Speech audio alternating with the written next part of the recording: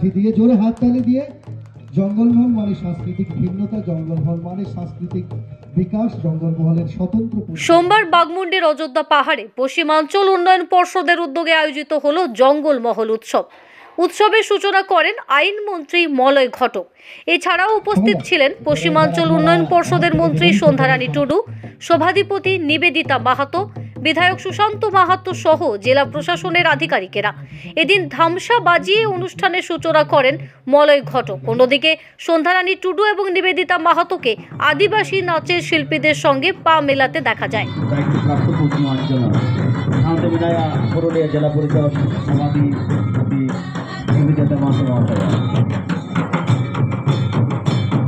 সাথে আইমা জেলা পরিষদের সদস্য শিবানী মাহাতো পেশা হতে প্রতিমা আডিয়ানি সাহেব